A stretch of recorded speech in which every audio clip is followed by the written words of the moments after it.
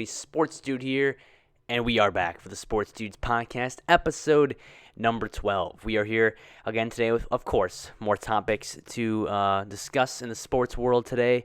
Plenty of topics from MLB, a little bit of UFC talk with some Brock Lesnar fun, and of course the mini-series I've been doing here in the Sportsduude podcast where I'll break down every NFL division and a couple of teams at each time to kind of drag it out a little bit. Today I'll break down, of course, you've seen the thumbnail, the Giants and the Eagles as we break down the start of the NFC East, which should be fun. I'll probably exit with that one pretty much. But into the news side of things today, starting out the podcast, no fan questions for this one. Unfortunately, we don't. But if you do have a fan question, that'd be terrific. Really helps me add an extra element to the Sportsduude podcast. So if you have any questions you would like to discuss with me, some sports or any topics of the world or anything like that, you can leave them down in the comment section down below. That would be terrific. So first topic of the day is that Brock Lesnar going to the UFC, the fight in UFC 200, a big news topic over the course of the week. Crazy how this all transpired and everything, and it's just going to be a wacky July 9th, I believe is the show. He was out of the sport for a while due to a diverticulitis problem he was dealing with, so it wasn't really 100%, but he was UFC heavyweight champion, and now he's coming in and doing it again, facing Mark Hunt.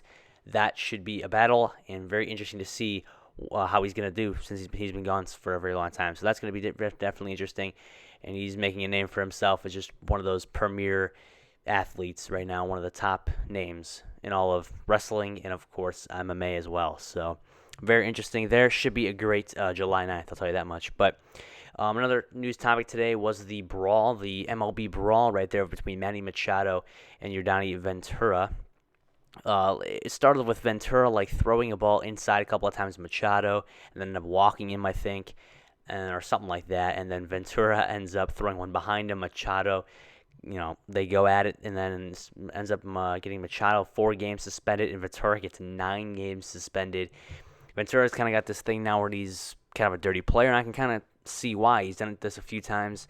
It was like a 99 miles per hour pitch too. It wasn't like he threw a changeup at Machado. He threw a right clearly behind him, pretty deliberate. So just kind of crazy situation that has transpired here. But I think they both appealed it. We're kind of waiting the word. I think Machado's still playing and everything. But whatever. It's just you don't see those wacky brawls, so it's always interesting to see what kind of happens and emptying the dugouts. But just kind of crazy how that happened. But entering into another MLB topic was the MLB Draft, 2016 MLB Draft, and just talking about the first pick, the first overall pick by the Philadelphia Phillies, who are obviously rebuilding, get Mickey Moniak, an outfielder out of California high school. He's 18 years old. He is a pretty premier athlete, batted like .352, bunch of RBIs, bunch of home runs. I was looking at his stat line. He definitely, I think, could be the future of the Philadelphia Phillies, who are a struggling baseball team right now. Don't have very much currently, as a pretty much the worst team in baseball. Maybe the Braves too, but good to see the Phillies get a nice prospect so they can kind of rebuild and look to be future contenders in the MLB East side of things, the NL East. So another topic, of course, was the Chicago White Sox cutting ties with Matt Latos, who started off the year 5-0, had him for fantasy baseball for a little while, and then just ended up kind of dropping him because he started to fall off a little bit, but they ended up designating him for assignment, and they added the former All-Star, former Minnesota Twin first baseman, Justin Morneau. So a couple of interesting moves there for the White Sox, who are it's a weird story they've had this year. They came out hot, number 1 in the division, and then suddenly just started losing and losing and losing. Have really not rebounded, and they have just been struggling mightily. Chris Sale's kind of putting the team on his back, but not scoring. It's just really a weird situation there for the White Sox, but they've definitely fallen in the division. I don't really know what they are currently in the division, but I know they've fallen because they've been losing quite a bit.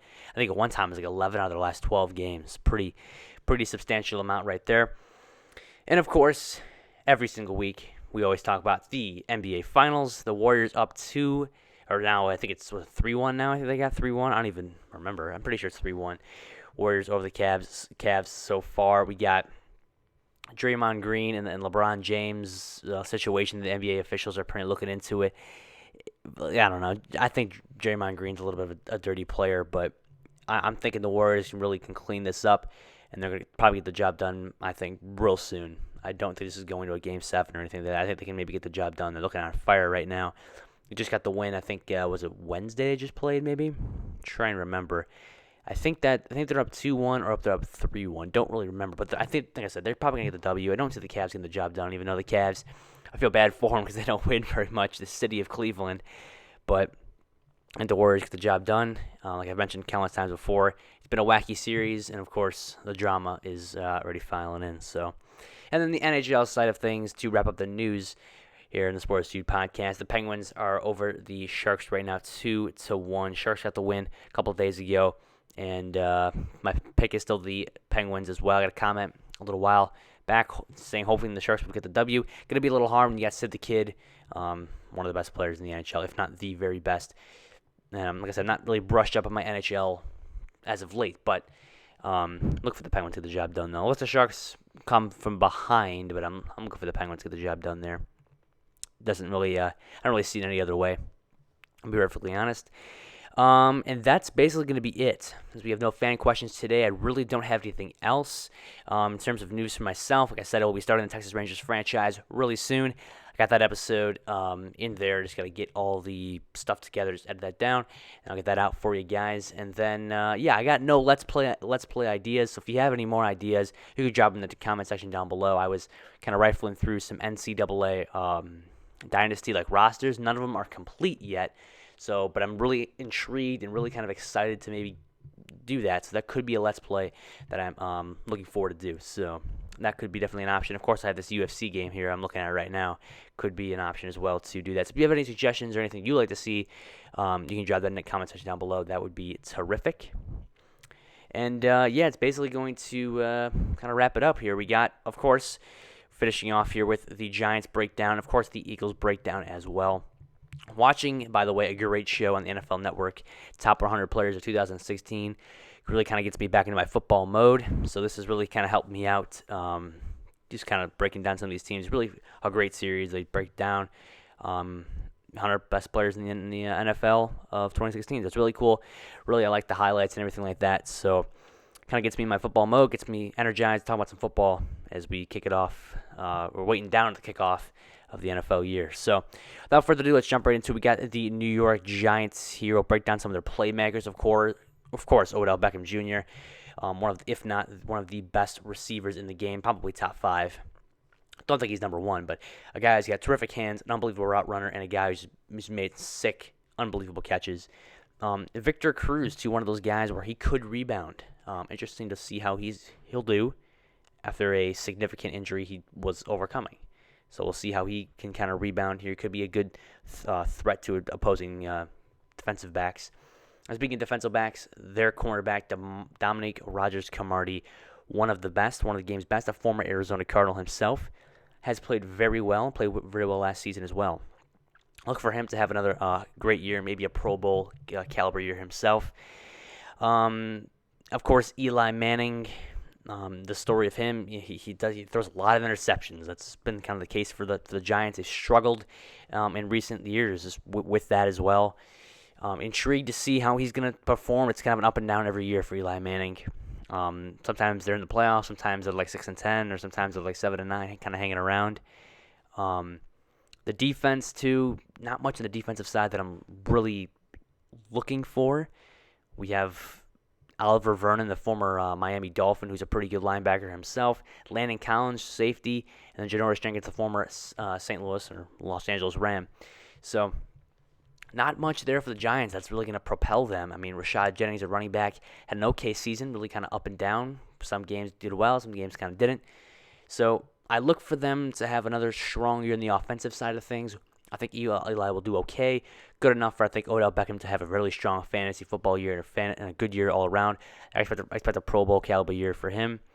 If he can stay strong, he had a great sophomore year last year, and I think he'll continue to do well. Defense kind of scares me, though. They don't have many big players, and they got some weapons or some other lethal opponents they have in the NFC East, and, of course, the NFC, of course. So look for them to kind of get burned the defensive side of things. There's not much there in terms of linebackers, really at all. So I'm going, I think the Giants will be the 4th place in the NFC East. pretty much last place. Kind of going on a limb because this division is really hard to break down because you got really all 4 teams. They're so evenly matched, kind of the same. That like none of these teams are like the standout anymore, really. So, but I'm going Giants 4th place. Really tough to kind of break it down, but I don't think they're really going to have a good year at all, besides Odell Beckham and I think DRC having 2 fine seasons. That brings me to the Philadelphia Eagles, who, of course, drafted Carson Wentz, 2nd overall pick. The news story with him, which I've been a little shocked by, they're going to give Sam Bradford the starting job, and Wentz will be the backup.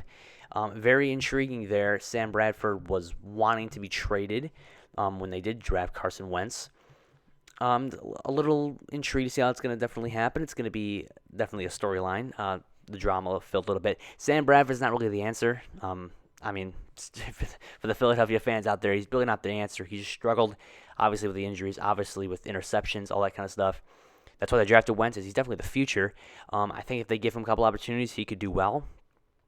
But their playmakers, besides the quarterback, the situation they had, they do have some playmakers that are really good. On the offensive side of things, Jordan Matthews out of Vanderbilt played well last season, had a nice year. Nelson Aguilar, another good receiver. So those 2 nice receivers right there. I like those kind of guys. Jason Peters on the offensive line, a veteran in Arkansas, has played well, former Pro Bowler as well. You got guys like Fletcher Cox, the defensive tackle, who I think is one of the best in the game. Michael Kendricks, a good speedy left outside linebacker, I think plays well in zone. And Nigel Bradham, the former Buffalo Bill, another good linebacker himself. So they have some key defensive players on the defensive side of things that I think can play a factor. And then winning, of course, staying healthy is a big factor to all these kind of guys. They don't really have a running back. The running game is kind of a little bit weak. They have Ryan Matthews, who's really up and down. Injuries have battled him his whole career.